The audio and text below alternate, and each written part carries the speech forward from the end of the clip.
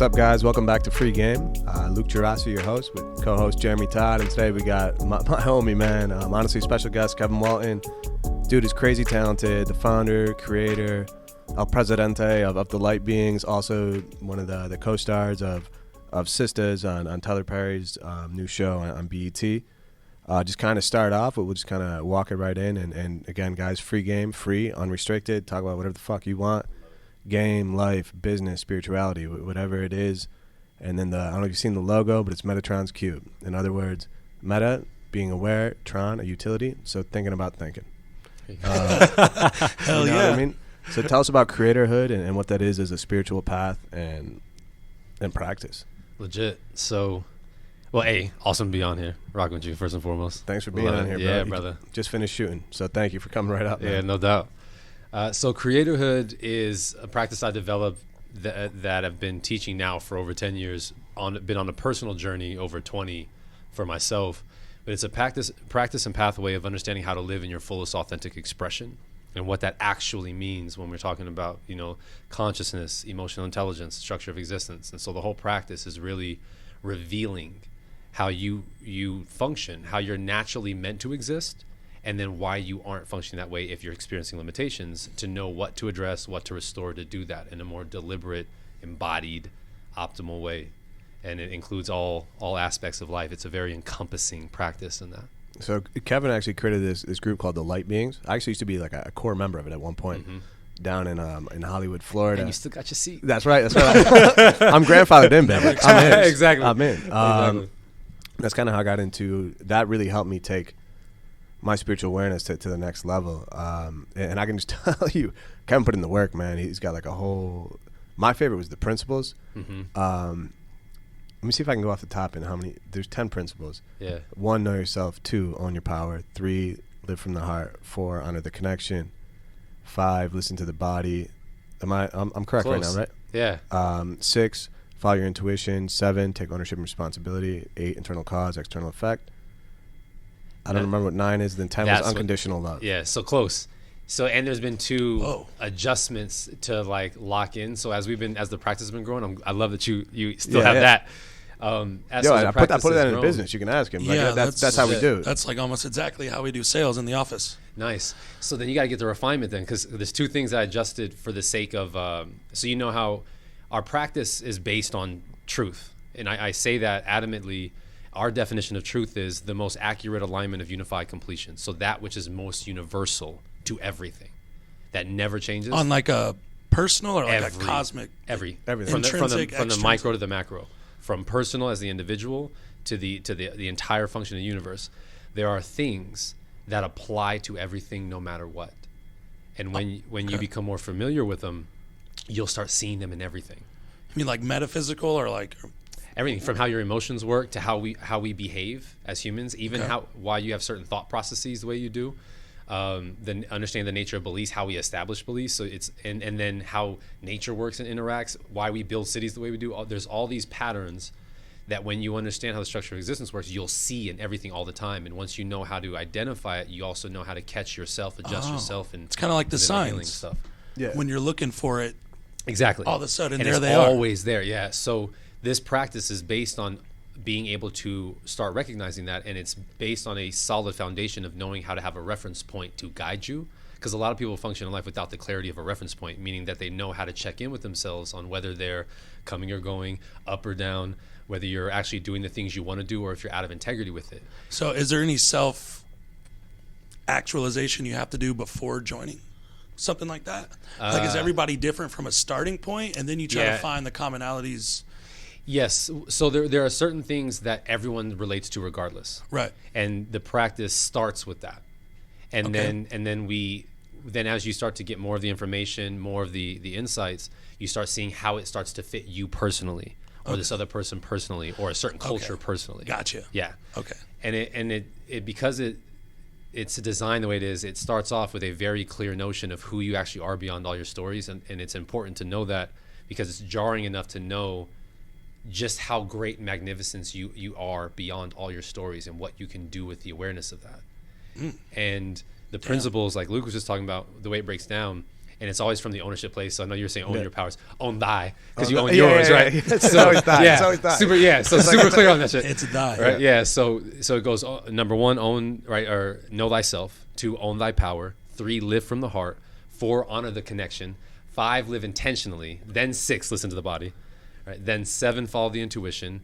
8, instead of take ownership and responsibility, because what I realized, you know how I'm always breaking things down by equations? Yeah. So I'm finding that most universal thing. Ownership, to me, is responsibility plus accountability. Okay. So that together equals ownership. So instead of it now being take ownership and responsibility, which is like saying the same thing twice, it's now own thy sovereignty. So recognize yourself as a sovereign being and own all of you. And that's now principle number 8. So that's the amendment, if you will, update. Then number 9 is internal cause, external effect. And then 10, And then driven 10 by unconditional love. Yeah, that one tweak on that is now be driven by love and greater purpose. You got rid of unconditional because love is just Because love is just unconditional. yeah. So it's like be driven by love and greater purpose. You know what's And funny? That's the space in that. So I forgot live intentionally, right? So what I kind of do is I took this idea from Kevin, is essentially like, so if you forget something or something's coming up a lot, that's probably your lesson, right? Mm-hmm. So I haven't been as on point lately, so I'm not living as intentionally. So it's fitting that that's the one I forgot, and that's usually the work in action right there. and then- But then you check yourself, and Yeah, then but it then I check comes up, myself. and then you see it, and you're like, oh shit, all this stuff I Exactly. was supposed to do, I didn't do, boom, snowball. Exactly. And then you kind of realign, so to speak. which is what I brought up in like our leaders meeting today. Like, Yeah. all right, cool, yo, I haven't been on point. Yeah, I'll like, get back you're on like, point. the That's next just 90 what it is. days, I'm going to... Exactly. It's the pendulum, right? So like, I know myself. So if I get a little off point, there's certain habits I have that'll put me back on point. Exactly. And then you just swing the pendulum and you move up levels. I was trying to explain to my girl the other day, the way I look at the pendulum is almost like, you have to picture it almost like a 3-dimensional view. But you know, like those peg ladders where you like stick it in, you climb up. Yes. It's like every time you move up a level, the pendulum goes up. So you're still swinging, but now you're Right, at a but different it's level. Yes, I'm so glad you said that. Yes, because the notion is that you hear often is when people say, you know, I took steps backwards, or I'm going back to square one, but you never go back to square one. You never go back to a place where you're less aware than you were the day before. It's almost impossible. Correct. Because just It's by like- you 'cause it's saying built- that means that you are You're aware aware, that you moved back, which exactly. means you're So already ahead of yourself. Exactly. So the law of rhythm that or the system of rhythm rather, which is like the pendulum swing, is as you become more present and in command of yourself, you take more command of that system. So then its swing is held by your container of awareness. So every time you step up, it's just like Luke said, instead of it going like back down, it's like this is now the baseline you're playing at. And then this is now the baseline, so that even if you experience a limitation, it's still only meeting the edges of what this version of you embodies. So it won't be like, you know, going full all the way back. Even if you're doing some of the similar things you were doing, Right. you're still in a different space of awareness, no matter how long it takes you to restore alignment. You know what I mean? So you're almost in control of the pendulum moving. Command. Yeah. If you're more present, yeah. So if I'm not doing what I'm supposed to be doing and I'm aware of it and it's going backwards, I can snap out of it. And Exactly. You catch yourself. And that and the notion of what you just expressed, I'm very specific about words, and we have very specific definitions, as Luke will tell you, we know, is where I even had to make a glossary for the practice because we're that specific. Because I find that It's like a 40-page packet. yeah, it's so legit. Like the whole practice, but it's even bigger now. Yeah. Because now we have all the phases set, and yeah, so it's that's wild. yeah, it's because it really is. It takes the notion of your multidimensional existence. So think about just how expansive existence actually is, and it's a way of breaking it down that you can live in that awareness, but practically live the human experience. Right. You know what I mean? You're so not that too it's clouded. Exactly, and it's not too abstract, and it's not Yeah. too just esoteric. Because there is a physical world. Exactly. And you're very much a part of it, right? Like You're we're in it. whether so or it's not, like, yeah. It's like, so how do you take those concepts and live it every day in a way that keeps you that tapped in, but keeps you that engaged? And so in this space, there's a thing I call the command surrender principle. And it's different than control and submission. So like command is the ideal, because what command suggests is that you understand you're the center order to all the potential of energy around you, right? You guide it, you direct it, and it's based from the internal out, internal cause, external effect. Surrender is the same thing. There's no surrender happening if you aren't in command. So it's like if I identify myself in my sovereignty, and this is what my standard is, and this is what I want, and this is what I'm going for, the surrender in me is so I'm open to everything necessary showing up as it will that supports me living in the embodiment of that. continuing to live that standard, continuing to do whatever, instead of thinking like, no, keep this away because I don't like it. It's like, but what if that's the thing that's going to bring awareness to you, and you'd want to uncover why you don't like it in the first place? Oh. Right. So, and then control is exactly that motion. It's where it's all based on things outside of you. Maybe if everything is the way I want it, things will work out. But when you do that, you're cutting off a portion of more abundant things at your disposal that you don't know, and it's all contingent on hoping that this limiting identity of me has all the answers to my life, which it absolutely does not, right? Because who you are beyond all this is where the answers live. Right. And the submission part of that is where we'll end up going like, fine, I didn't want it anyway.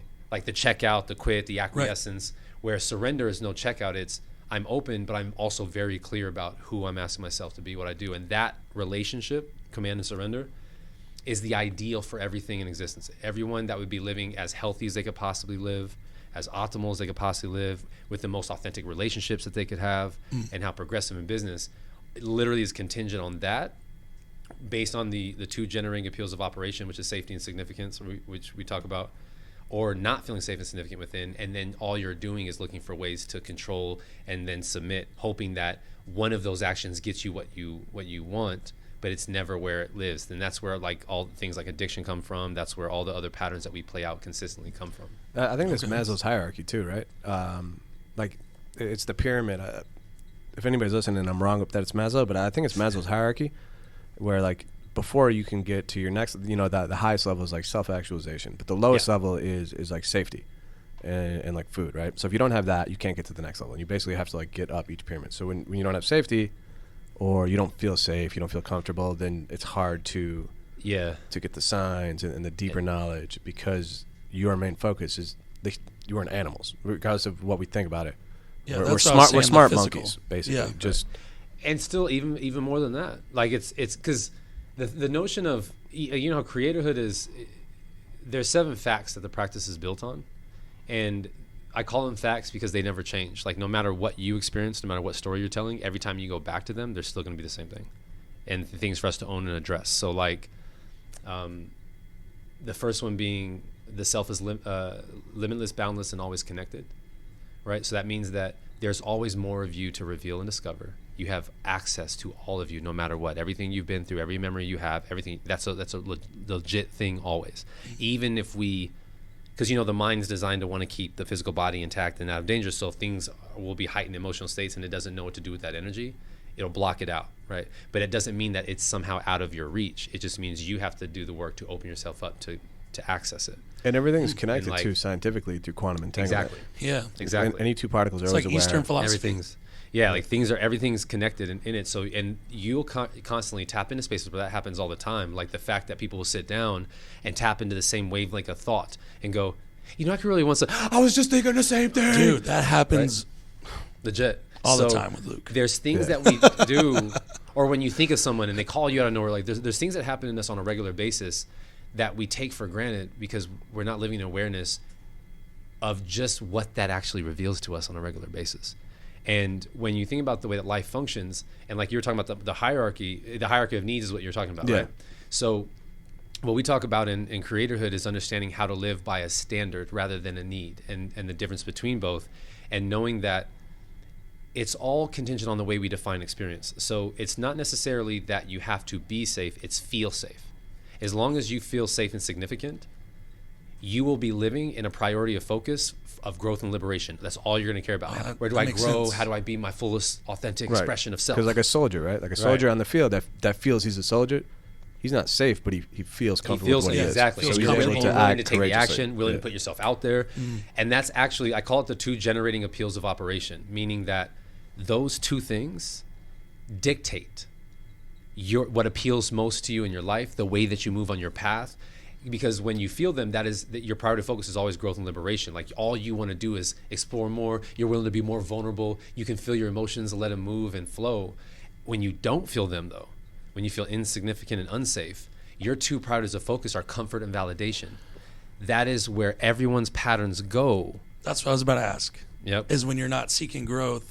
Right. Now you're constantly seeking comfort and validation. It's just comfort, but it doesn't mean you're getting better. Exactly. It's just satiating the moment. Yeah, exactly. It's a way to avoid addressing certain things, and so that's what happens, and then that becomes your path. And when that's your path, everything you do is dedicated to that. No matter who you got to screw over, no matter who you got to like bully, no matter what you got to do, all you're looking for is, I want to feel more powerful and valid and comfortable because I don't, and the orientation is off. And that's why people will reach for instant gratification when they don't know how to process things. I don't want to deal with these emotions, I'm going to go eat. I don't want to deal with these emotions, I'm going to go have sex. I'm going to deal with emotions, I'm going to drink. Rather than actually take the time to process your shit. Right. So you can actually be a more embodied human, rather than those energies build up because you're going to have to address them anyway. Yeah. While you've been satiating them and avoiding them. You know what I mean? So it's that thing, you can trace literally the patterns of every civilization in history to safety and significance. Why civilizations build their economy on conquering other people, why slavery became a thing, racism, sexism, classism, all of these things are side effects of the notion of that. And when you get people to address that in themselves, all those patterns that you see in human behavior and history actually start to change. And so it becomes this thing where it's not like we're just animals. It's, yes, we have a part of that, but there's something about being more consciously aware that explores another capacity of life. And so it's not enough now to say that we're just animals of beasts. It's like we're still something more. Oh, yeah. You know? And you want to be able to own that, because that's what also keeps you keeping the primal essence of you in check in a healthy way. The fact that we even have morality goes beyond animals to such a degree. It's been forever since people, you know what I mean? I mean, gorillas don't care. They're just going to eat and then kill each other and fight over, they're not really. But they do have, they do, even animals have a certain capacity of consciousness. Right. And in nature, there's almost like a built-in sense of morality, meaning that they feel automatically their connection to the all.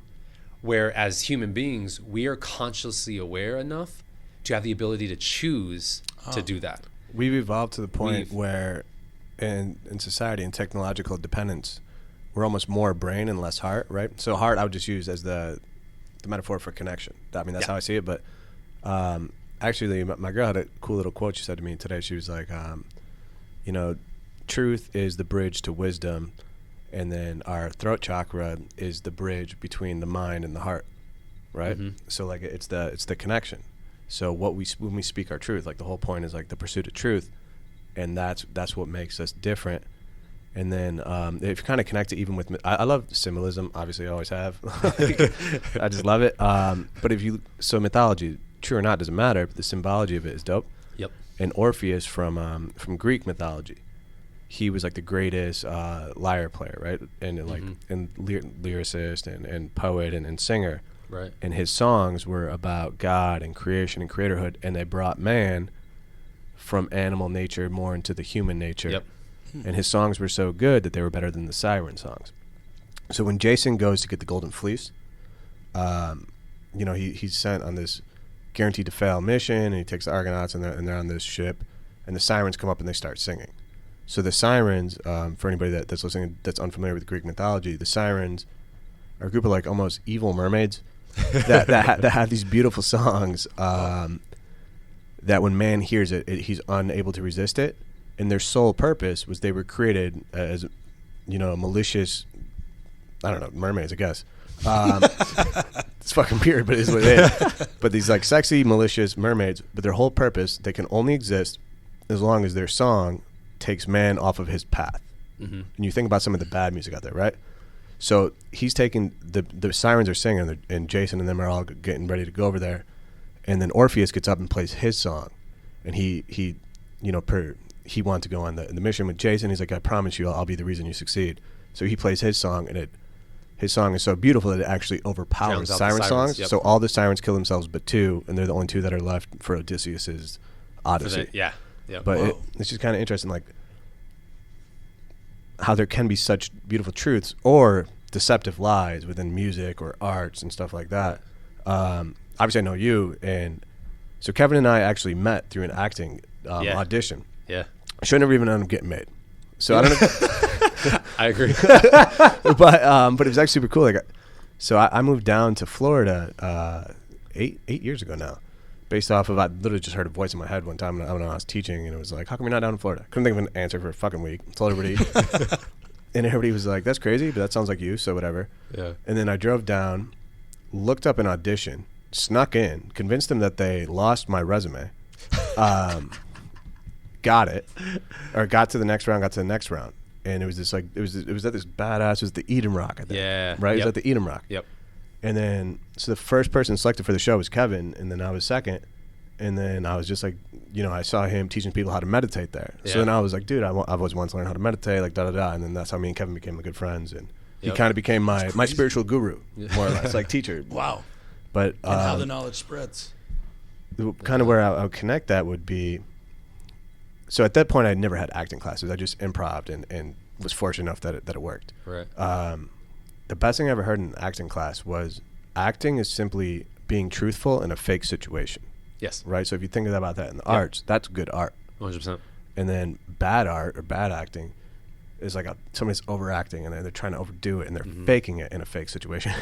And just like double whammy. Exactly. That's an interesting way to think about it, honestly. It's so cool. Like you would think, it's like right? you put yourself in someone's shoes and you try to act as truthfully as you would as you would to the moment in the situation. story. Exactly. Right. Exactly. Even though the story is a story, but you're trying to draw real emotion. Right. It's like you're having a real experience of the story and you're presenting that to the world. Right. And we all, as the audience, when you're witnessing someone authentically embodying that expression, and it lands for you. Like you watch the movie, and you're like, oh, or like I feel someone these emotions. cries, yeah, and it makes exactly. you You're with cry. it, yeah. As opposed to people, and you're like, ugh, they're overselling it, right? Yeah, So yeah. you just, Nicolas Cage. I was thinking he overacts the shit out of everything, dude. I can't Nicolas watch Cage it. is not a good actor? I thought he was incredible. He's got a bunch of great movies. I mean, Ghost Rider, dude. Come on. But I just always think of him as like an overactor, right? That's funny. but what I was going to say is, how do you use that in your current role in Tyler Perry's Sisters? For sure. So you're basically the heart, the chick's romance, right? Essentially, like a love interest, because it's almost like she's torn between me and her previous partner, like her ex, and it's this ongoing thing. But we're starting to grow together in that dynamic. But she still has this pull towards her ex, is the narrative. And what's cool for acting too, for me, is, and I've mentioned this to Luke plenty of times. The same breakthroughs I had spiritually happen in all the areas that I'm actually dedicated to in my life. So like acting, because you're genuinely exploring what it means to be a human being. Why does the character think this way, speak this way? What would I do in this situation? What is the context for this? And so you're doing all this like professional human beingness, right? Yeah. Like it's honestly like a really master's dope. class in psychology. 100%. It's helped me in 100%. all my relationships, not because I'm faking anything, because I'm realer. Yeah, exactly. Because I'm not trying to fake anything. Analyzing situations on the daily, Exactly. almost for a job. Like, wow, if this is going on, how would I feel? And you're exploring how you can tap into it in a setting. Because when you're on set, right, there's cameras and lights. It doesn't look anything like it does on television, because there's people staring at you with a bunch of equipment. And it's like, so you in that moment are exploring your ability to tap into your imagination, to be so centered and like relaxed about exploring this in that context. Wow.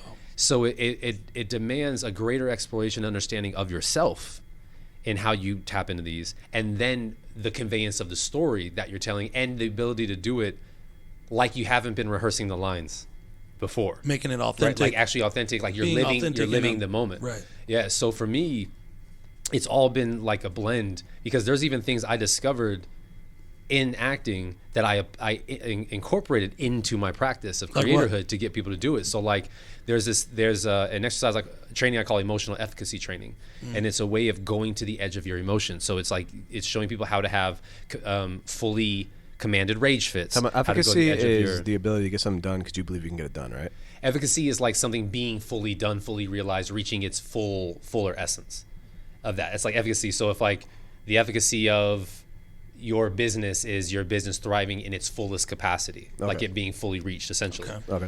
And so the efficacy of this is that you go to the edge of your emotions to the capacity where you embody that energy as expansive as you can embody it, of which then you're living it from its mature form, not its gateway form, which is a whole nother topic of conversation. And in that exercise, it brings people to the edge of themselves, and it's a practice of how do you actually allow yourself to feel freely, because now you're being asked to deliberately tap into the emotion, and I show you what you do with the body when that emotion comes up, the different ways that emotion is expressed, so it becomes a conscious thing and you become more aware of it when it happens in real time.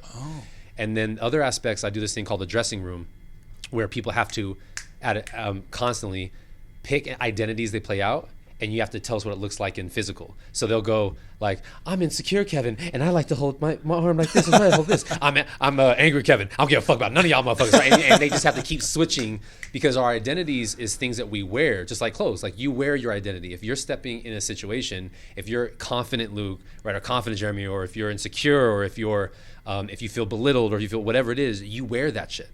Like, because you're more than all of it. So when you're playing out identities, it's literally like putting on a costume in the movie of your life, and you're acting shit out from that feeling. So part of the things in the practice is showing people how you do that on a regular, and you do it in a way that makes it a caricature. So you also find more humor in it instead of taking it so personally and so seriously all the time. Especially if useful for like anger. 100%. Right? Because that's a negative emotion that could have bad consequences for other people. Right. Well, there's no such thing as a negative emotion. It's just if you don't know how to be in command of it, you will absolutely act way more destructive with the it. potential for negativity, I guess. So I remember the directions was dope too, for like from the core practice. One of them from anger. Oh, the chant spiral, yeah. The mature transmutation of anger was mature action. Yeah. Or I remember like willpower. Sadness, willpower. Yeah, willpower. So and so what I teach in the practice is that with emotional intelligence, there's 6 emotional conduits, like centralized energy centers of emotion, and you experience them either in their natural energetic state, or the limiting version of it, which we call gateway. But they're not positive or negative.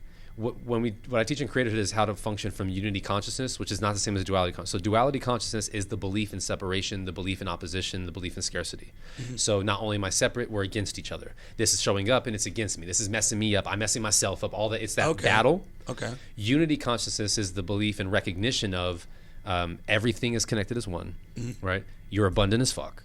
Mm-hmm. And everything is literally and genuinely in support of you, not against you. What do you mean by abundant? Like so emotionally or spirit, like everything. That you have everything necessary at your disposal in the form of a resource to truly live, give, be, receive everything you possibly could in life. That's so important, because right now with all the woke lords and all that, powerful. Yeah, 100%. You know what I mean? I feel like in the woke community, some people demonize abundance, but then they'll be like, oh, I'm going to manifest, whatever. Exactly. And they don't put in the work. And right, they ignore the material reality. And it brings up stuff for them, right? Because you know how there's a primary rule to emotional intelligence, and that primary rule is if I know how to identify and process what I'm feeling, I'll always take responsibility for it. That's huge. Responsibility. Yeah. Grant Cardone, even in sales, something super materialistic, always take responsibility. It's never the client's fault. It's never someone else. It's your fault. If you learn how to own that, your life becomes a lot more different. Thinking of abundance rather than scarcity. Exactly. There's always more money. There's always more love. There's always more there's time, energy, right? Support, resources. And so that knowing that, the other side of that then is if you don't know how to identify or process it, or you refuse to, you have to blame something outside of you for how you feel, because the energy has to be directed somewhere. Exactly. But instead of a projection, think of it as like an act of avoidance. And the act of avoidance is the desire and pursuit of comfort and validation. So rather than me own this and feel this, which I find it to be uncomfortable and I probably judge it as negative, I would rather pass it off on you so I don't have to face my shit, because that feels more comfortable to me. I can go home feeling self-righteous because you're the piece of shit. And I don't do anything wrong. You're the one who cut me off in traffic, and I flicked you off, but it's your fault because you cut me off. Right. But it's like you just let someone else control you. Instead of checking in with, why do I feel that way about it? Right. Because that question alone could drastically change your life experience. Curiosity. Why do you think people tend to gravitate towards victimhood, right? There's a quote I love by Ricky Williams, and it's when you make excuses, you give somebody else the power, right? Or when you make excuses, you remove your own power, which is pretty similar to stuff you're saying. Yeah. Why do so many people, I don't know if it's because it's easy and they're ignorant to the fact that they're losing their own power to fix things. One factor alone, above all else, and then everything else perpetuates, lack of awareness. All misalignments. So I break everything down in life between alignments and misalignments, and like expansion and limitation, not good or bad, right or wrong, positive, negative. Because when you let go of that notion, you're actually more present with what's happening to receive the insight you're looking for. But if you pass something off as just being negative or positive, you're missing the support it's offering. So like any experience that shows up for us, I call it a sacred opportunity, meaning it is genuinely designed to support you one way or another. Okay. Right? So if we can use an example of a business, right? If there's a sale happening and the client, like say it's about to happen and then it falls through. The sacred opportunity in that, it will serve two purposes. One, where you are in your own self-acceptance, which keeps you in safety and significance, because that's what love is. And your standard of being a salesman or how you approach people or whatever that is, and you get to look at that from that information when you go, okay, let's see what this experience offered me. Cool, I felt betrayal come up for me. Cool, so I feel betrayed because we had an agreement. So let me honor betray Kevin, and then let me explore what that means to be integrated. So now if, say, something comes up like that, instead of diving into that victimization of playing out that narrative of you did this to me, you go, okay, so what happened in notion that that's the route you chose to take? And then people now have to face their stuff. And now you start creating, because the reason why this is so, to me, I'm so adamant about this is the whole journey of creatorhood as a practice, the whole purpose of the Light Beings, why all this was created, is to support genuinely, and I mean this wholeheartedly, the evolution of humanity. It's not just a cool self-help development like, oh, maybe I'll just be more at peace in my life, though you do want that. Right. It's also, what would it look like for a species and civilization to be in full ownership of itself, in full synergy together, and then look to create what you can do from there. So then the notion of being able to own ourselves in these moments is, cool, instead of blaming you for how I feel, I'm going to process this. Then I'm going to have a conversation with you because something about this interaction is providing a wealth of insight on approach to people, understanding the business, all these different aspects, and what I actually want in my life. Okay. You know what I mean? And then you get to do that. And so then you look at it from those two places, how I feel and what it shows me as a standard in my life. So there's no like true negativity. It's just growth opportunity. That's it. I got to explore what it was like for me to feel betrayed or, this should have happened and it didn't. Maybe I should have worked harder and didn't. Right. And absorb it, learn what that feels like, and then see what you can learn so that next time maybe it doesn't happen the same way. Exactly. And not only next time it doesn't happen, that you get more deliberate about what you want to experience. Okay. So you know what I mean? What I was going to say is that to me, that's like my biggest concern. That's a huge part of why I want to make the podcast. Yeah. Is it be an example of like thinking about thinking, right? Like objective thinking, and just taking ownership, right? Like I don't hide my fucking shadows. I'm pretty out in the open. It's what it is, right? Like there's not many skeletons in my closet. What do you think? Like, it feels like I'm sure everybody throughout history has always felt this way. But it feels like we're in a important, fork in the road for humanity. What do you think the biggest problems like facing humanity are right now? Without a doubt, it's what's the next stage of human evolution, and that genuinely is the ability to feel freely. As a species, we do not process energy properly, which is why there's still wars, which is why there's such like massive rates of unhealthiness, the way that people die and transition. Like there's a pattern of behavior in humanity right now that is likened to us evolving past where we've been. And in my opinion, and what I've seen with this work I've been doing, is that really is the next stage of human evolution. People's ability to identify their emotions, process the energy, and then know how to use it purposefully. So the reason why that's not only happening is the lack of awareness, which is why anyone would play the victim. Because all misalignment is birthed out of a lack of awareness. The more aware you become, the more you start to restore alignment. Just like when we're aware of our limiting patterns or limiting beliefs, the moment you realize a limiting belief you're holding, you're like, that's silly, why would I believe that? But at the time you established it, it supported wherever you were. And kept you in that comfort zone. Exactly. Exactly. It ties into that. Exactly. So then you become more aware and you go, oh, well, what do I want to experience instead? Now we're talking. Now we have new space. Now there's new insights, and we can move energy in that direction. When you don't have that awareness, right, you're operating out of the autopilot you already established in your operating system. And we condition and program ourselves. No one actually does that to us. So when we become aware of that we do that, that self-awareness gives us the opportunity to establish, well, what do I want to experience instead? What is my standard for relationships, for business, for personal health? Yeah. And so us in humanity, This self-awareness now is bringing us to the important aspect, because what you're witnessing around the world is where people are wanting people to change what they do so they don't have to deal with their feelings. It happens in relationships, happens in society, all these things. And then you see the mark of when people don't feed into that, the benefit that happens for the whole group, because now people have to face their feelings instead of it be acquiesced. So, and this is what happens even in relationship dynamics, where if partners are saying like, I don't like the way this feels, I want you to stop doing that thing. If you don't uncover why your partner's actually feeling that way, you're not going to get to the root of how they could start living in a more aligned, healthy, thriving place. They're just literally wanting you to be responsible for their safety and significance. Just like you'll never be responsible for someone's happiness. You'll never be responsible for whether someone feels safe or not. However, in relationship dynamics, both people in a relationship, or all the people in relationships, depending on the dynamic, are 100% responsible for the quality and the standard of the relationship. So like, if you and I are friends, we're hanging out, I will never make you happy. Right. You're either going to feel your own happiness, right, and then I will support that. Okay. Right. But so both people have 100. It's not 50-50. Right. Exactly. It's not 50-50. It's 100-100. Yeah. Because like if I'm living life and I'm happy, I'm like, I love this, and you don't feel happy, you'll see me doing that and you're like, fuck off, Kevin. Resentful, yeah. Right? Yeah, resentful. But if I'm like, come on, man, get hype, and you're like, yo, you're being fucking silly right now. It's stupid. Right?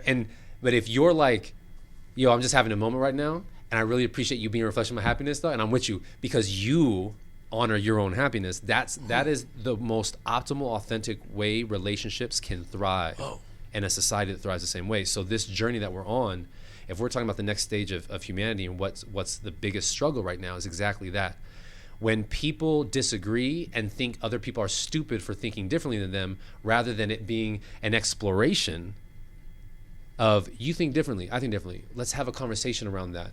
Where could humanity go when we explore together rather than judge each other because we're different? What about the people that, they want the world to go somewhere else? So they're aware, but they just have different, they want the world to go somewhere else, essentially. Yeah, depending on culminating together. And yes. They don't care about that. They're aware that you want that, and they don't give a shit. They're like, that's not what I want. Still a lack of awareness. And it would be exploring why that's what they want. Because what I found, like, I've come across a lot of different people. I've taught this work in a lot of different places, culturally, class-wise, just location, in this country and out of it. And when you start seeing that mass array of people, and when you see people from all ends of spectrums, because I've had clients that were both involved in wars on the opposite sides. I've had people who are abused and been abusers, people who have raped and been raped as clients, molesters and been molested. And when you start to see this many people and you start seeing correlations, everyone feels the same way. That's the trippy thing. Everyone actually feels the same way, but they have different ways on how they handle that. And it plays out. So if someone goes in and down, like, yeah, I am insignificant, none of this matters, and they abuse themselves, they end up correlating with someone who's physically abusive outward. And the person that's physically abusive outward is like, I don't want to feel those insecurities, so I'd rather take it out somewhere else to feel more powerful. And it's almost like a parasitic relationship. Exactly, it's like what it is. Because it's literally that reflection of, now what it's actually designed to do, when we talk about everything being in support, is it's actually designed to show both people where they're playing out the misalignment. Here's where you're not facing your shit. But when you're not that aware, you just reinforce the story until someone becomes aware enough to be like, all right, enough. And then they set a boundary, break this pattern. I'm not putting up with this anymore, right? That you don't have to judge other people to change. Like, you don't have to go, you're a piece of shit, so I'm leaving. It's, I'm no longer living in this type of relationship dynamic. Okay. Right? And that's responsibility. Exactly. And you don't have to blame other people. So the journey that we're in, where people have a different thought process, like for us in the Light Beings and what we're putting together in an organization I'm starting with another friend of mine called United We Stand, is a way to start getting people to see transparency, synergy, freedom as foundational things of community, and what that actually looks like. Like, what does it mean to live synergistic? And synergy is always the most optimal, most effective choice anyone can make, because that's literally how nature thrives. Everything, because synergy is, everyone recognizes their individual role and they own it, and that they're a part of something greater to contribute to that is now more magnified than they would do on their own. Right? So that's what synergy is. So if we're in a relationship, it's, I know I'm me, you are you. I'm going to own me, you're going to own you. I'm going to take care of me for you, you take care of you for me, and let's take this. Both people give 100. Exactly. And where do we go together? We're never against each other. We're just showing up. So even if if something comes up for you and you're like, Kevin, I got to be honest with you, man, I was feeling like this way about it. If I'm in tune and aligned, I go, tell me about that. Right. And I go, I'm just really pissed off right now. Okay, so before anything else, feel that. Right. Feel that anger for a minute. Just be with it. Let it move through you. And then you feel the anger, then you process. I go, cool, now tell me what the issue is for you. And then you'll say, well, I just feel like, you kind of disregarded my time and this and that and that. And I go, thank you for bringing that to my awareness. Because I want my standard to be, I'm on point with my fucking time, right, and I'm considerate of others, right? And so then we're navigating it, and this type of conversation is what authentic communication looks like. It's, I'm aware that there are things I'm working through and things that I want, and standards I would like to be at. I'm aware that the same is true for you, and I am aware that as long as we hang out together, we're going to uncover a lot of that stuff. Okay. And can I still remember that we're in this together when it does come up? Not because I feel this way, it must mean you're against me, which is what happens in society a lot. Oh, you think differently than me, so you must be against me. So the people that come to me and say, I don't want the world like that, I see it as an opportunity. And I'll give you an example of this. I love telling this story because it's such a shining example of this. I was on a bus, this is years ago, and I was riding this bus, and this one guy, shaved head, swastika'd up, right, calling me all kinds of stuff, fucking niggas, and blah, blah, blah, just going in, right? Years before this version of me, I would have easily been fighting him on the bus, right? I had got to a point at this space where all I could see was a brother. Like, this guy is a part of this game with me, right, in humanity. And something about his journey has brought him to this point where he thinks this behavior is his best choice, but it's really to avoid something else. So when I'm not giving him the feedback he's looking for, right, I just start, he kicks it up a little bit, but then I just get curious about him. So I just start asking him questions like, how do you feel when you say those things? Do you feel better about you? Do you think that means you're better than me? What's that? And then he responds to that like, what are you talking about? Don't be doing that. And goes like this. So then I just break all that down. And I go, look, what's wrong? What's really going on? And I keep asking questions out of genuine curiosity. So all of his defenses start to soften because he recognizes he wanted I'm you to be safe. defensive. He wanted to be defensive because that reinforces his narrative. Right. Because, and I'll tell you why we do that based on why he got to this point. So through the conversation, what we reveal, his girlfriend left him for an athlete. Athlete happened to be black. He lost his job. Oh, and before all of this, he had an awful relationship with his father. Right. Completely, complete messy relationship with his father, right? Didn't feel accepted by him, never did anything good enough, all that stuff. So he sits with that I don't belong space. And then nothing I do is good enough space. Then he has a girl that he says is the love of his life. She leaves him, right? And then he loses his job. And it's like you can just see the movie of his life. He loses his job, comes home one day, and these Mexican dudes are breaking into his car. And he goes to stop them. They beat his ass, right? So like perpetual distortion of life, right? So one day he comes across a group who hates people like he hates people. Come hang out with us. Now there's a space he feels accepted. Oh, yeah. A shared resonance. So he's like, yeah, I'll adopt this because you guys are like taking me in. We all just want community. Right? What's up? We all just want community. Everyone wants to know even that the they're hate a part groups of something. Just want community. Exactly. You see what I'm saying? So it's literally inherent in all of us. So when he was sitting with me, I was no longer fitting his narrative about life because a person of color who's not reacting to him, who's actually staying in connection with him, no matter how hard he works to steer me otherwise. Wow. And now because I kept staying in curiosity with him and I was more interested in connection than being right, his heart opens. By the time this conversation is over, we're holding each other, hugging, and he's bawling, and I'm bawling with him. And it's like, this is because he knows he's been wrong the whole time. And it's like, fuck, these things I got to the address. Limitations he put, the comfort exactly. he wasn't willing to. You see what I'm saying? So he was looking for comfort and validation. That's what he found in the group he was with that was just about hate. So now in this moment, his narrative changes. That space is what is not practiced enough in humanity, and that's why oh my God, dude. Like social media, society, like so even with the politics, all these things, like everyone's like Democrat, Republican, I don't give a shit about any of that.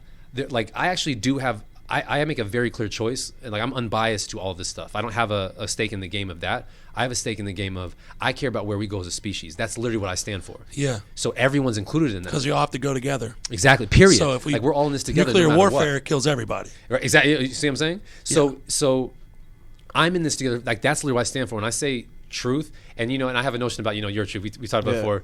Like there's a difference between truth. Like the idea of your truth isn't actually truth. Truth is the thing that never changes because truth isn't subjective. There's how you honestly feel in the moment. There's what's true for you. There's perspective. There's perspective. Yeah. There's like that's what's true for you, but that changes. Yeah. It should change. It will. Yeah. Right? It just does. Whether it should or not, it just does. Like it just you will feel differently. Yeah. Right. And so what's underneath that is the truth, and that's the thing that says you're going to keep exploring more of you. You're going to feel differently at different times. That's truth. You want how I honestly feel, what feels most alive for me, what feels true for me in this moment is this thing. I'm still more than that. So even if it's a passionate thing, like I live for music and that's my truth. No, you live for music and that's one aspect of you. Right. You also live for a lot more other things than music because you're still more than that. Of course. So in the nation of the practice with truth is realizing that underneath everyone's bullshit, underneath all the stories is the truth, which is you are a part of something greater than you. And you are that greatness inside of you. And power isn't something you have, it's what you are. So you don't ever give it away and no one takes it from you. Right? Because it's just life force energy. Right. So then when you realize that people just want to feel a part of something and feel received and heard and seen, then even the people that go, I don't want the world to be unified, that's not true. They still want that belonging space. They're just only functioning from a certain space of awareness of what it means. Just like building America. We want to have Declaration of Independence, but don't include slaves and don't include the Native Americans. Right? It's like, it's not all inclusive. So it was built on a misalignment, even though the premise of the idea is solid. Right. In writing, functionality, it works. Right. In practice, they fucked up. Right. And that was a lack of awareness. You see what I'm saying? Like, because it was uncomfortable for them. Like when it came to the notion of talking about, and even women, like when they still treated women in sex classes, like all men should be free, but don't include women in that either. Yeah. It's like there's all these aspects of it. So all those misalignments left unchecked lead to louder and louder distortions. And that's where you see the buildup of using someone's skin color as a stigma for difference or better than or worse than. Using someone's sex orientation as a way to do that. Using someone's class as a way to do that. Anything. Yeah. Those are all the ways when we don't know how to process our own feelings and then reinforce the self-righteousness of that, we create the divide.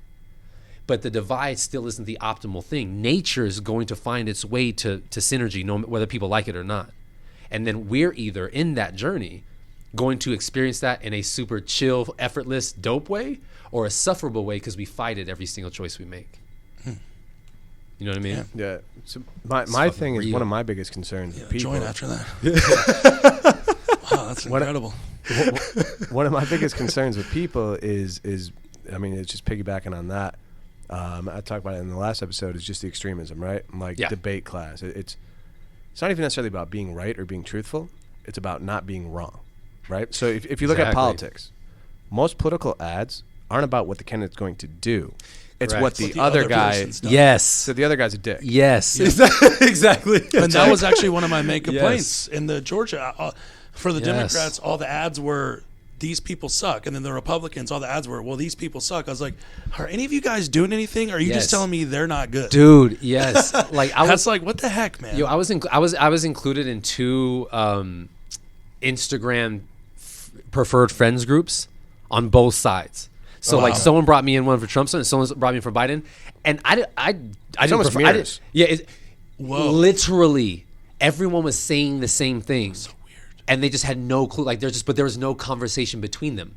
It was Talk about an echo chamber. I mean, exactly. Jesus. And that's what's happening in the world. Is like, unless you are more aware to catch it, you're going to constantly look for ways to reinforce your own bias. Exactly. Right? Yeah. And because you just want to feel right in that space of, so even if someone else is wrong, it's like you don't even want to feel right. These people don't necessarily want to feel right. I mean, they want to feel right. They just want to not be wrong. Exactly. Right. But I'm saying when I say they want to be right, it's they want to be right that they're wrong. You see what I'm saying? Like, people are still looking for that, no matter what. Yeah. It's like, as long as I can still feel a sense of, right? Then I'll reinforce it. And so what this journey is, and what I do with Creatorhood, is a way of getting people to have to face that. And instead of looking for ways to cop out, looking for ways to excuse themselves, looking for ways to avoid, you actually realize you're safe enough to face it, safe enough to feel it, safe enough to move through it, and then safe enough to create something greater beyond it.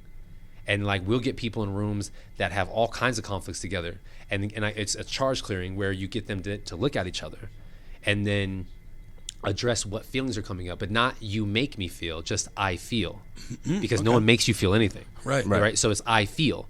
And then once that part happens, they take ownership. Now we start talking about the way they experience whatever.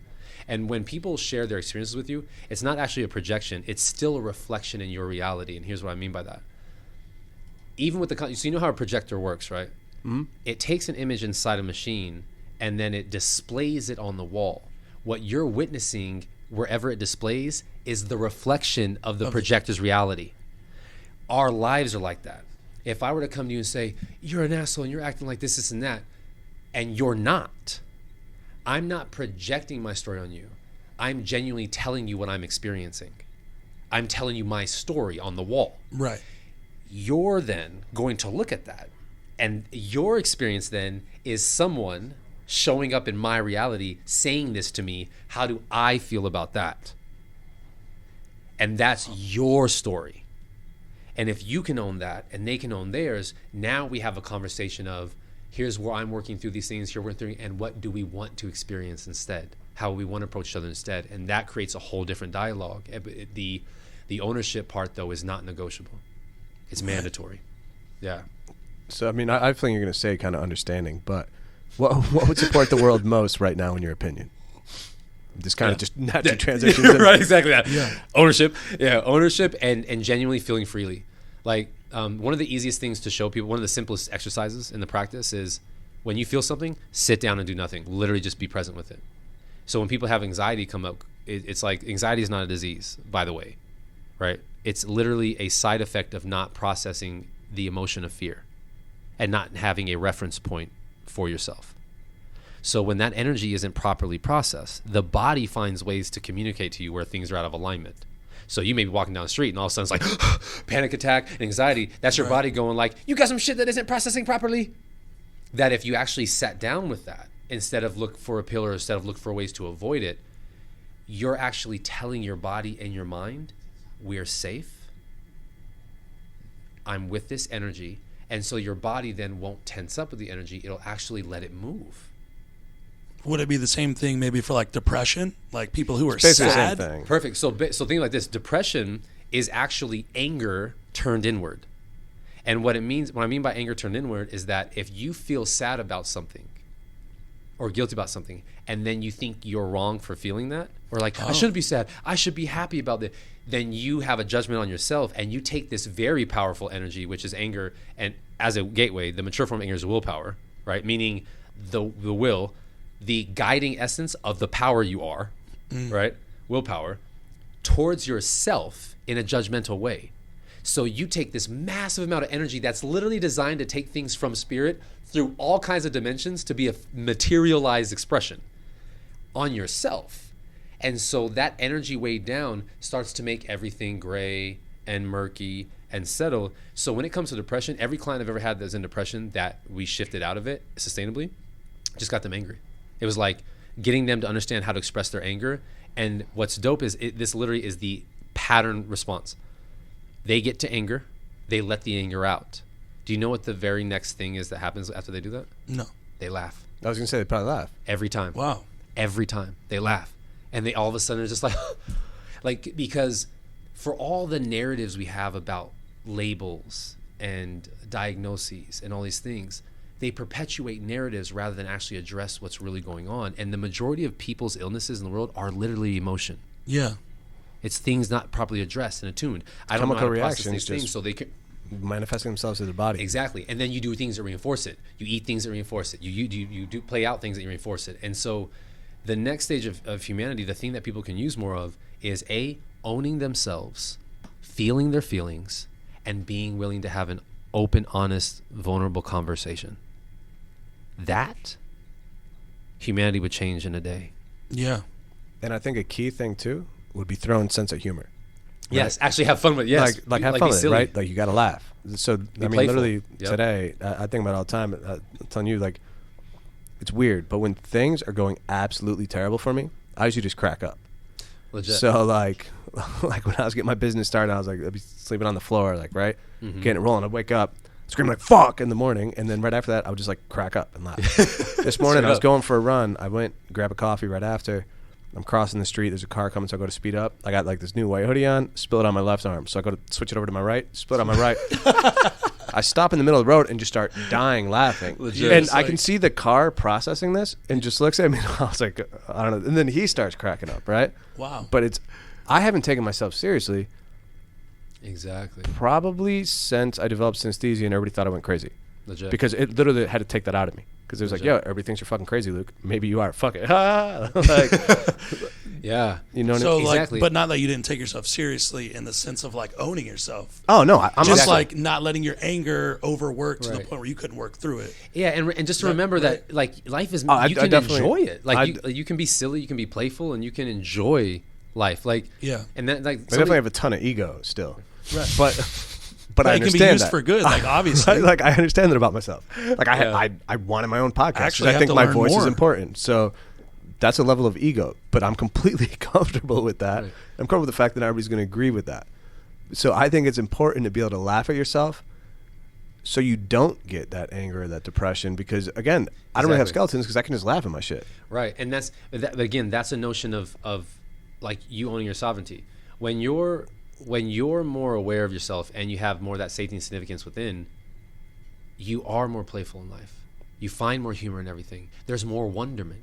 You're so open to the Right. possibilities of things. And the two essences of like masculine and feminine energy, which is a whole nother topic, the playfulness and the responsibility, it's both. That you're responsible for yourself and you play. Like example of this with my son, I talk about this all the time. With my son, we'll roll around in the dirt and the mud in the back. Just at the hour mark. Hose in, right? Put hose in the circle, and we're like, and he's like, Zen's like, come on, Daddy, come get your hands in this. Isn't that awesome? Doesn't this feel amazing? Right? Like he's all in it. Doesn't this feel amazing? And then we'll go through that, and I'm in it because I love rolling around the dirt, getting in my natural space. I like climbing rocks and mountains. Like I love the nature stuff. Right? Kevin's kid is the coolest kid in the world, on the side note. I could Appreciate that, imagine. brother. Yeah. I appreciate that. Legit. Kevin's been raising him on this stuff since he was like 2. Yo, it's so He's gonna dope. be a- So he's like, gonna be a killer. the kid is wildly, mentally and cognitively and like emotionally mature. How old is he? He just turned 10 Oh wow. in January. What is he? What are the hobbies? Is he just Dude. following you like outdoor stuff? He loves meditates. outdoor stuff. Meditate, loves animals, loves nature. He should do like, and we have dope. And now that he's this old too, because you haven't seen him in a while. Now that he keeps growing and he's having more of his voice, he starts having those in-depth conversations with me. He asks questions like if there's something coming up for him, and because his mom and I aren't together, so like if there's things at the house he wants to talk about it, like he opens himself up to share, and we have conversations. And because I don't have a bias, like I'm not in this to win or be right or be like, yeah, that's why.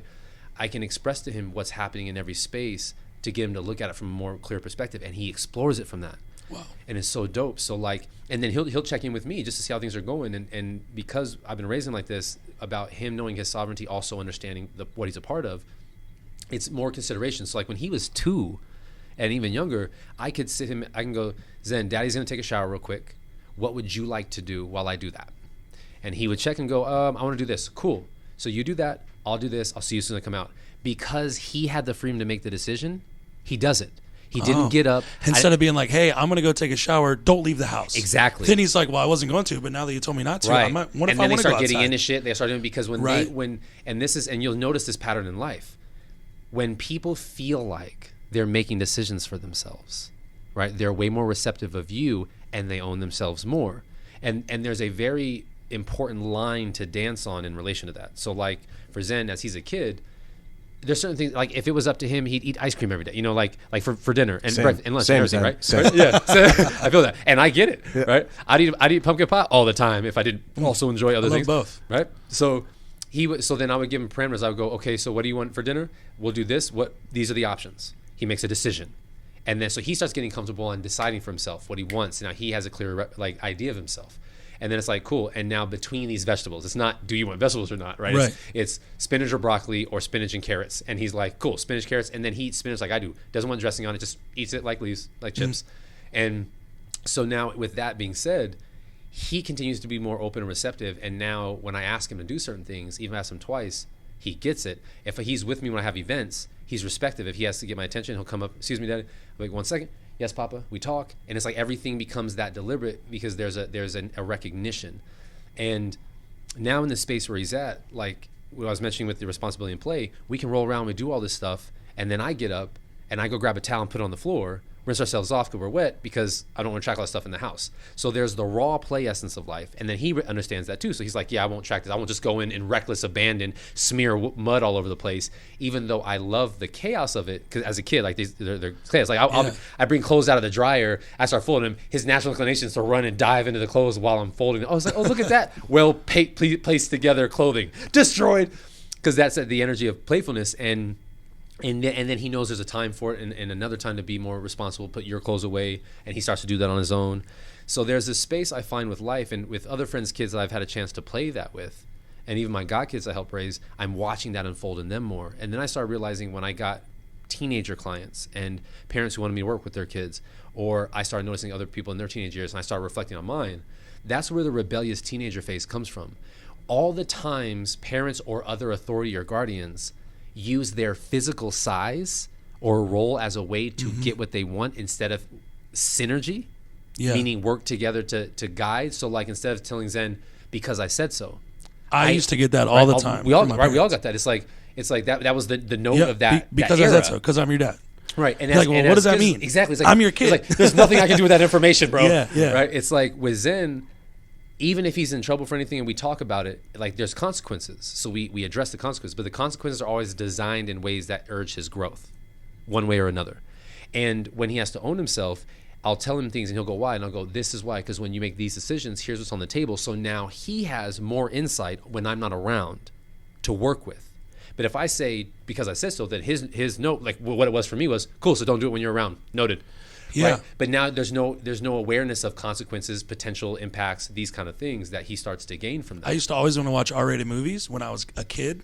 Legit. So I hung out with older kids. My parents they would never let me. And the reason is because I said so. You're not going to watch that in our house. What did I do? I go to my friend's house and watch it. Exactly. So it didn't work. It just worked to make, I don't know, maybe it's to make them feel better. Exactly. And because whenever parents, if parents don't often want to explain stuff, there's a discomfort around the idea of it. And part of the issue with parenting up into this era was a lack of vulnerability. Yeah. You know what I mean? Like I'm telling you, vulnerability is the source of our greatest strength. And that would extend into the world and make us all see each other that way. Because then all of a sudden men are feeling their frustration. Exactly. Being truthful. It's being truthful, right? How would you be vulnerable? How would you express that? Right. And I remember, not to get too much into the acting, but one of the coolest things, same teacher that taught me that, Todd Allen Durkin, if he's listening, you're the man, was whatever the line is, almost do the exact opposite of at least when you're new, what your initial reaction is, right? So if the line is "I love you," or let's say I'm gonna kill you, the natural reaction when you read that would be like, "I'm gonna fucking kill you," right? But it's so much more powerful. You just look almost like gently, "I'm gonna kill you." Yeah. And it was like, exactly. I remember being like, "Whoa!" If you almost kind of do the opposite emotional feel, it creates more of a feeling, and it causes you to actually go into it to how would you react if that is how you said it, and then you naturally become that instead of being like a computer and manufacturing the feeling. Exactly. Before I take us down that rabbit hole, so getting towards the end, we'll try to make this helpful for some of the parents or even people trying to learn how to meditate. I know Amanda wanted us to ask you, and I got you. And I got to thank Mike and Amanda every time with Business RadioX hosting us, and she wants to learn some meditation tips. Love it. So Kevin's the one that I mean, there's no wrong way to meditate. Agreed. But the 100%. first person that really made a difference in the way I meditated was Kevin. How would you explain to somebody who's listening and might want to learn how to meditate? And I was actually just talking to one of my buddies about this the other day, and he was saying, like, he was still in this terrible situation. He's like, but I meditate now. And I was like, right, you meditate for probably, 10, 20 minutes a day, but you're in that situation for 8 hours a day? The fuck you think is stronger? You know what I mean? It's like, first, you got to remove yourself from the situation. But second off, 100%. let's say somebody's trying to learn how to meditate or get into that space. How would you explain to somebody like that? For sure. So, and actually, before I even start that, I'll just say a quick dispelling of misconception for everyone listening. When you say things like meditate, I would like to meditate, but it's difficult for me, or I can't stop my thoughts, or It's the all most those common things. one. That's the most common one. Common thoughts. So 2 things in this. 1, meditating is an exercise. That's it. If you do it 5 times and you don't feel like you have a command of it, you keep going with it. Just like hitting the gym. You're not going to squat once and be like, cool, I got strong legs forever. Yeah, right? no. It's like, it's a practice to develop those muscles. It's a practice to develop commanding your attention. And the other part of that is you will never stop thoughts. That's not how it works, right? There is a space. Like, thoughts are streams. They're a constant running torrent of energy, right? Just constantly flowing out of ideas. This is a whole nother topic. Sign up for my course if you want to know more, right? It's like they just run. When you're meditating, the whole point is you start tapping into the still spaces between thoughts. So you allow thoughts to do what they're designed to do. You're just shifting into a space where you're just being present with everything. And as you do that, that's where the notion of command comes in. You don't want to control thoughts or control your mind. You want everything to operate how it's designed to operate, because when you let things operate how they're designed to operate, they flow. Synergy. Period. It ties back into what you were saying before. The Period. command. Exactly. It's like I'm going to sit down now and just observe things around me. I'm going to sit down now and just be present with my breath. So just in a way, being present would be a simplified form of that's exactly how you the can start. concept. Exactly. Like, and my definition of presence is to be fully engaged in the moment. And this is the action I show that I go fully engaged in the moment. That's all it means to be present. So meditation is a way of exploring the notion of that in a dedicated exercise or modality. So there's a lot of different ways you can explore meditation, but if we're talking about just developing it, if you're not used to doing it, right? The simplicity of two ways we're doing it. We have a primary tool in our practice called heart consciousness, right? Which is a way of tapping into your senses and starting to shift into that space of meditative capacity. You're more feeling than thinking. Yeah, while being aware. Exactly. You shift out of thought, genuinely shift out of thought. If you practice it, you'll shift into a space where you literally won't hear a thought. And it's a funny thing because your mind will go, the idea of this is the funny part about it. Your mind will go, we're not thinking anything, but you won't even be thinking that. There's just going to be this awareness of, this is different, but it won't be a thought that this is different. It's a really interesting thing to find a language to speak. Yeah, it really is. So a way that we get people there in this particular practice, and then I'll talk about some basics for meditation that aren't necessarily this primary tool. But in heart consciousness, we access it by what I call the conversion breath, which is simply a deep inhale through the nose where you breathe into your belly. So let's all do that together. It's almost now, like right? before a squat. Legit. Right, yeah. So breathe that in. And then when you exhale, it's a high sigh where the top of the throat meets the back of the nasal passage. And it'll sound like a...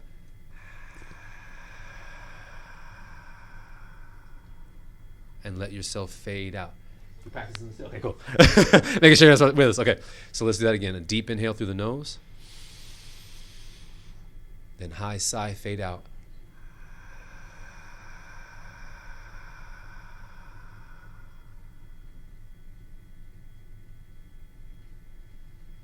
And then one more time, deep breath in.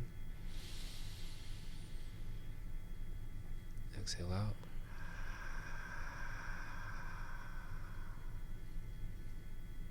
And now just notice everything that you hear in this moment.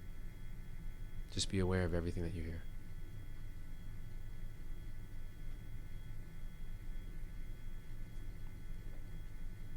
And then be aware of everything that you feel. The chair you're sitting on, your hands on the table, the clothes on your body, just be with that.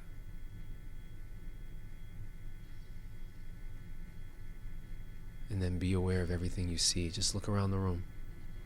Just notice different things, colors, textures, shapes, patterns, dimensions.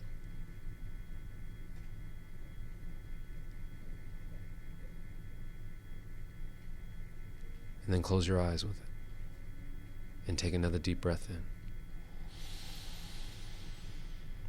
Fade out in that high sigh.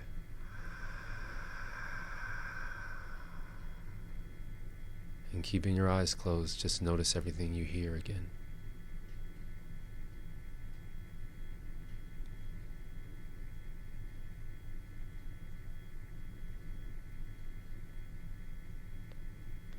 And then take another deep breath in. And fade out, high sigh.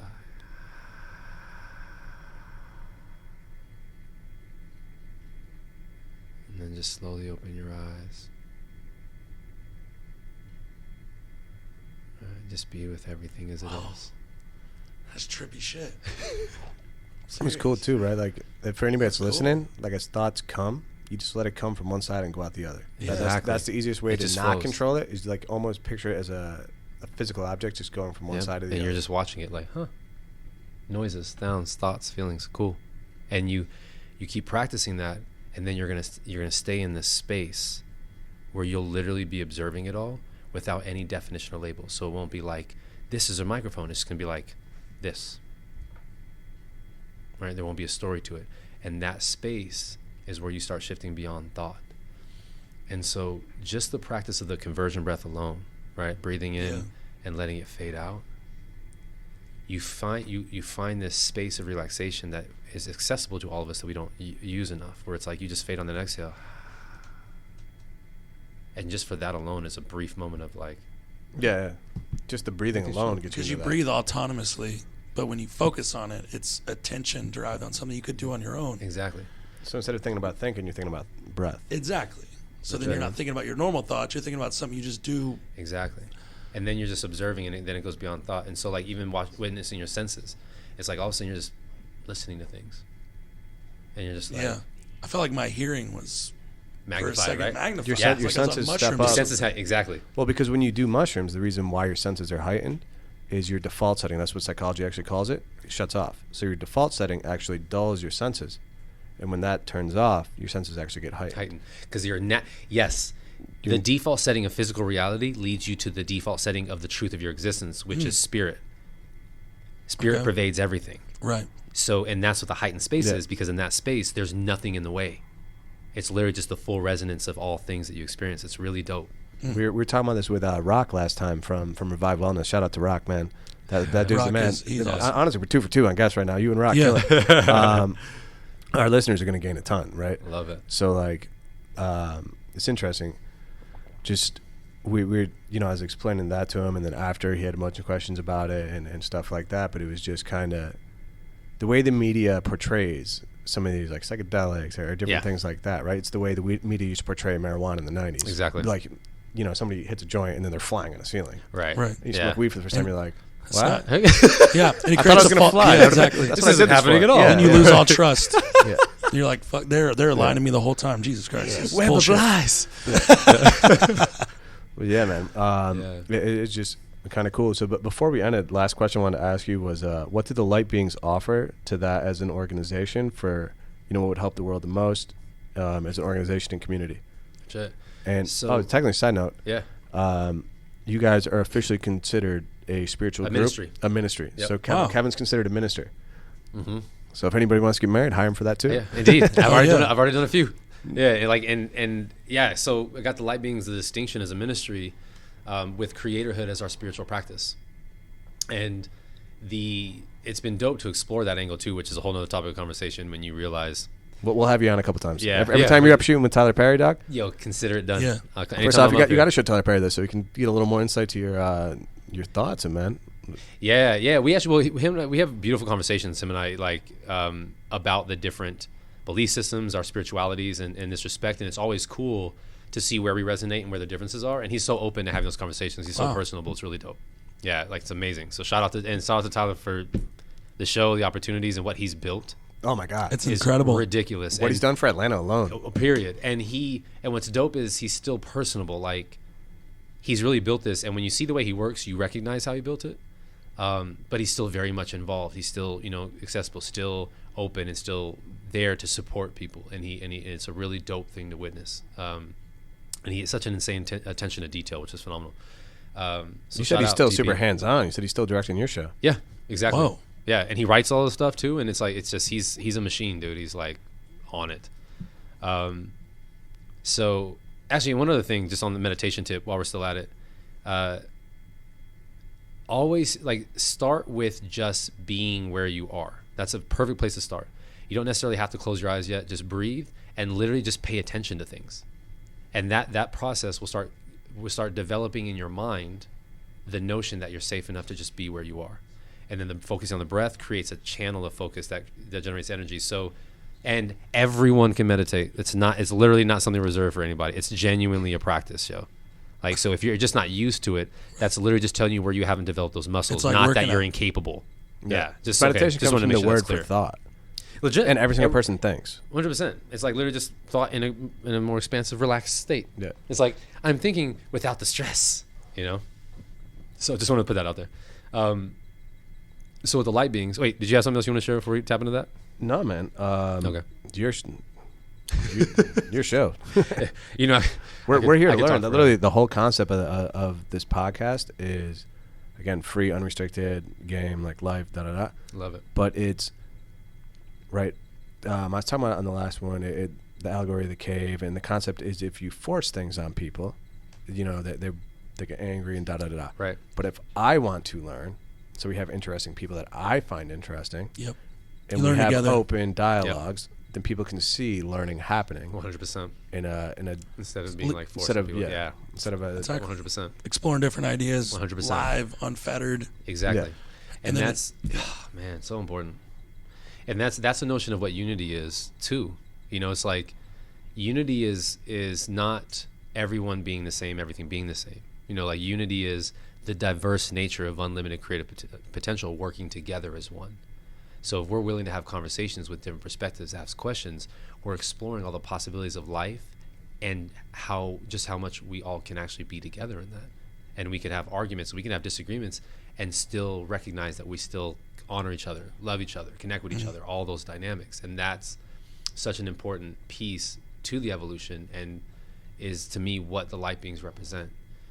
When I started the light beings, it literally prompted out of two things. You felt like you were called to do it from the source, right? 100%. I remember that story. Without question. Like, there was things that started showing up, because even this journey for me being a spiritual guide, transformation specialist, was such an organic evolution. Yeah, because I watched it happen. Right, yeah, like you saw, dude, I didn't sit out with that shit. It was I was telling Jeremy, for those of you like listening that don't know Kevin, so me and Kevin were homies, so like I would go over to his house, we just hang out, and we just, you know, shooting ideas off each other, and people just literally, swear to God, just show up to his house, just ask him life questions, and then dip. Legit. So then it got to the point where he just organized it for Wednesday nights. Yeah. It got to the point where like 30, 40 people would be just showing up. Yep. Just to ask you questions.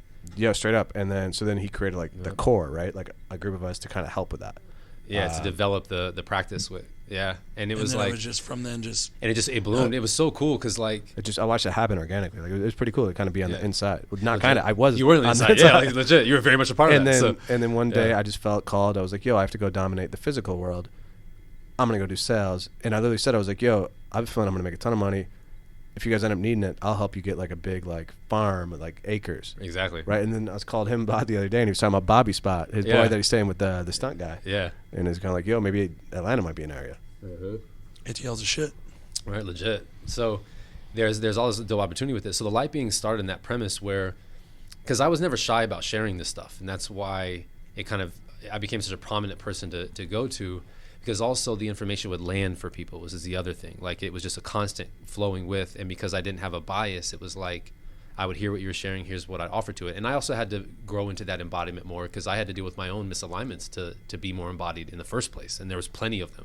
Because when I first started tapping this insight early on, younger, it was super revolutionary mindset. It was You're growing the whole time too. Yeah, so I was like, crush the system with the truth. And I was like, that's something's still misaligned about that, right? So I had to evolve out of that. So with the light beings, what prompted the final stage of really launching it was, two things. One is people kept coming to me saying, I love talking to you about this stuff because I have no one else I can talk to. My friends think I'm crazy. My family thinks I'm crazy. I have no idea what I'm tapping into. Things don't resonate the same. I just wanted people to show them that they weren't crazy and they weren't alone. Right. Like you're tapping into something, and it's also something I have insight on, so I could offer that. And so it organically grew into this guidance role. And then I kept feeling this call of like start a group, bring people together more, like really bring people together with this premise. And then it landed finally in a dream where I was sleeping, and this dream came through, and this figure and being came in my dream. I was like, okay, it's time for you to start the group, go start it. And then my dream, I was like, okay, so let me think how I got to piece it together so I can. And then the being in the dream was like, hey, shut the fuck up and just go start it. Like it'll show itself if you just start it. Literally after that statement was made, I woke up out of my sleep. It was like 2:30, 3 o'clock in the morning. I just emailed everyone I knew on my email list. And I was like, hey, starting a group, last Wednesdays, every month, right? The first one we did, January 25th, 2012, was the first gathering of this, right? And it was like, come. and we're just going to talk. And I started. It became the space for people to ask, guide, all that stuff. So we're running out of time. Okay. Mike just gave me the thing like the side. Wrap it up, long-winded ass. Okay, so in a very polite way. Yeah. Right, so I don't have a reputation for being long-winded at all. So to wrap this up, that's funny. The Light Beings what was built on is the premise that there is a safe place for you to come with all that you are. Everything, whatever you got, come here and be seen in it, and we'll honor you, love you, and show you where you can go and what you can do with it. And so what we want it to be is that in the world, a space that of what's possible, that we truly can come together. People, all walks of life, be received, be supported, remember who you are, and then guide the world there. Wow. And my definition of a light being, I guess is the perfect thing to close up with, is a light being is someone who can witness every aspect of themselves and embrace it all in the love that they are, becoming a guiding space of awareness and inspiration for remembering truth. That's a light being. That's what we're training, guiding people to be in this world, and that's what I'm here for, to see where we can. That's beautiful. And light conquers darkness just by being. That's it. It does. You turn the light on, darkness just fades. There's no battle. Oh, that's hilarious. Mm-hmm. So thank you guys for having me on here, man. All right. So, and then anybody that wants to get a hold of Kevin, the best ways to do it is going to be through Instagram. Yeah. So it's going to be Source Radiant, Mm-hmm. just the way it sounds, SOURCE, RADIANCE, and or at the Light Beings. Yeah. Either Okay. one. Kevin mans them both. Super interesting stuff on there all the time, and just kind of insightful stuff all the time. And anybody, I strongly suggest getting a hold of him, reaching out to him. And he's got workshops and stuff like that all the time, like the Divine Masculine and teaching all those classes other on ones. all of it. Yeah, the course of the Creatorhood and information on masculine and feminine relationships, parenting, just living in greater optimization. Parenting alone, life, I think, might be one of the biggest things you might be able to help people with. Yeah, Yeah, because that's the future generation. That's the future, yeah. And it's something we do even if you're not an actual parent in physical, you're still parenting yourself. If you're living. I watch it's a you raise huge part Zen, of it. so it's cool. Like I'm, whenever I'm ready. So yeah, it's something that we're building on, and we're creating programs specifically for that too. So yeah, so rock with us, Source Radiance, Instagram, The Light Beings, Source Radiance on YouTube. We got the website coming up; it's being updated now. But you can get with us through all the social medias in that regard. And of course, you can catch him on Sisters on BET. Wednesday nights at 9 p.m. Eastern time on BET. How about the peep it? All right, guys. I want to thank everybody for tuning back in to Free Game and just kicking it with us. And hopefully, you guys learned a little something. I know we do every time. Every time. I know Jeremy is. I am. I just. Kevin, thanks so much for joining us, man. It's When an honor, you're here. Yeah. And we'll go grab dinner after as a thank you. Done. Love it. Let's get it.